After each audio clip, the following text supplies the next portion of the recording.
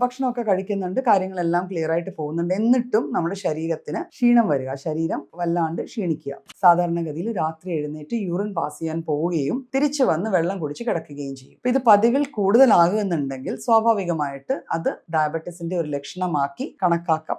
ആദ്യം ഷുഗറിന്റെ ലെവൽ ബ്ലഡിലാണ് കൂടുന്നത്. അപ്പൊ ഏറ്റവും അഭികാമ്യം എന്ന് പറയുന്നത് ബ്ലഡ് ഷുഗർ ലെവൽസ് നോക്കുന്നതായിരിക്കും.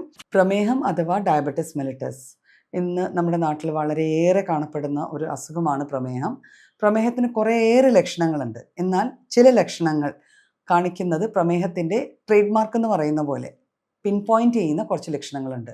അവയെ നമ്മൾ ഒരു പീസിൻ്റെ ലാംഗ്വേജ് അല്ലെ, 4 Ps അല്ലെങ്കിൽ 5 Ps എന്ന് പറയും. Polyphagia, polydipsia, polyuria, pruritus and weight loss. അപ്പോൾ ഇത്രയും കാര്യങ്ങളാണ്. അതിൽ പോളിഡിപ്സിയ എന്ന് വെച്ചാൽ അമിതമായ വെള്ളദാഹം തോന്നുക. പോളിയൂറിയ അമിതമായി മൂത്രം പോവുക എന്നുള്ളതാണ്. പോളിഫേജിയ അമിതമായ വിശപ്പും. പിന്നെ പ്രൂറൈറ്റിസ് നമുക്കറിയാം, സ്കിന്നിൽ വരുന്ന മാറ്റങ്ങളാണ്. ചൊറിച്ചിലിൽ തുടങ്ങി ചിലപ്പോൾ പൊട്ടിയിട്ടത് പൊറുക്കാണ്ടാവുക, ഈ അവസ്ഥയിലെത്തും.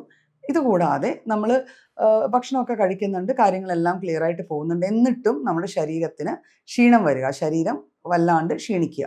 അപ്പോൾ ഈ 5 ലക്ഷണങ്ങൾ കണ്ടു കഴിഞ്ഞാൽ ഒരു വ്യക്തിയിൽ ഡയബറ്റീസ് ഉണ്ട് എന്ന് മനസ്സിലാക്കാൻ പറ്റും. പക്ഷെ പലപ്പോഴും ഏജ് കൂടുന്തോറും നമ്മൾ ഭക്ഷണം കുറച്ചേക്കാം, അസുഖങ്ങളൊന്നും വരണ്ട എന്ന് പറഞ്ഞ് ഫുഡ് ആയിരിക്കാം നമ്മൾ കാണുമ്പോൾ നമ്മൾ വെയിറ്റ് ലോസ് ഉണ്ടാവുന്നു. അപ്പോൾ നമ്മൾ ഫുഡ് നിയന്ത്രിച്ചുകൊണ്ടായിരിക്കും ഈ വെയിറ്റ് ലോസ് എന്ന് വിചാരിക്കും.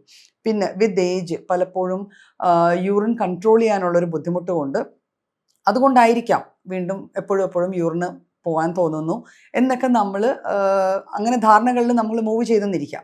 പക്ഷെ എങ്ങനെയാണ് നമ്മളിത് റെക്കഗ്നൈസ് ചെയ്യുക? അതായത് ഒരു വ്യക്തി ഉറങ്ങാൻ കിടക്കുമ്പോൾ നമ്മുടെ ശീലങ്ങളാണല്ലേ, ഉറങ്ങിക്കിടന്നാൽ രാത്രി നമ്മൾ 1 പ്രാവശ്യമോ അല്ലെങ്കിൽ 2 പ്രാവശ്യമോ ഒന്ന് ടോയ്ലറ്റിൽ പോകാനായിട്ട്, ഒന്ന് യൂറിൻ പാസ് ചെയ്യാൻ എഴുന്നേക്കും. പക്ഷേ ഡയബറ്റീസ് ആയി തുടങ്ങുന്ന കാലഘട്ടത്തിൽ ഒരാൾക്ക് ഡയബറ്റീസിൻ്റെ തുടക്കമുണ്ടെങ്കിൽ നമുക്കറിയാം, ആ വ്യക്തിക്ക് തന്നെ അറിയാൻ പറ്റും, പതിവിൽ കൂടുതൽ പ്രാവശ്യം സാധാരണഗതിയിൽ രാത്രി എഴുന്നേറ്റ് യൂറിൻ പാസ് ചെയ്യാൻ പോവുകയും തിരിച്ചു വന്ന് വെള്ളം കുടിച്ച് കിടക്കുകയും ചെയ്യും. അപ്പോൾ ഇത് പതിവിൽ കൂടുതലാകുന്നുണ്ടെങ്കിൽ സ്വാഭാവികമായിട്ട് അത് ഡയബറ്റീസിൻ്റെ ഒരു ലക്ഷണമാക്കി കണക്കാക്കാം. അപ്പം കൂടുതൽ മൂത്രം പോകുന്നതുകൊണ്ടാണ് എനിക്ക് ദാഹം കൂടുതൽ എന്നും പലപ്പോഴും ഇൻഫർ ചെയ്യാറുണ്ട്. ഇതുപോലെ തന്നെ ഭക്ഷണത്തിൻ്റെ കാര്യത്തിലും വിശപ്പ് കൺട്രോൾ ചെയ്യാൻ പറ്റാത്ത വിധം അടുപ്പിച്ചടുപ്പിച്ച് വിശപ്പ് തോന്നും, അല്ലെങ്കിൽ ക്ഷീണം തോന്നും. അപ്പം നമ്മളതനുസരിച്ച് ഭക്ഷണം കഴിക്കും. പക്ഷേ ഈ കഴിക്കുന്ന ഭക്ഷണം നമ്മുടെ ശരീരത്തിൽ കാണുന്നില്ല, അല്ലെങ്കിൽ ശരീരം അതനുസൃതമായിട്ട് ക്ഷീണിച്ച് വരുവാണെങ്കിൽ സ്വാഭാവികമായിട്ട് ചെയ്യേണ്ട ആദ്യത്തെ ടെസ്റ്റുകൾ എന്ന് വെച്ചാൽ, നമ്മൾ സിമ്പിളായിട്ട് എല്ലാവർക്കും അറിയാം, യൂറിൻ ടെസ്റ്റ് ചെയ്യും, യൂറിൻ ഷുഗർ ഉണ്ടോ ഇല്ലയോ എന്ന് നോക്കും. പക്ഷെ പലപ്പോഴും യൂറിനിൽ ഷുഗറിൻ്റെ അളവ് വരുന്നത് ഡയബറ്റീസ് ഒരു ലെവലിൽ എസ്റ്റാബ്ലിഷ്ഡ് ആയി കഴിഞ്ഞാൽ മാത്രമാണ്. ആദ്യം ഷുഗറിൻ്റെ ലെവൽ ബ്ലഡിലാണ് കൂടുന്നത്. അപ്പോൾ ഏറ്റവും അഭികാമ്യം എന്ന് പറയുന്നത് ബ്ലഡ് ഷുഗർ ലെവൽസ് നോക്കുന്നതായിരിക്കും.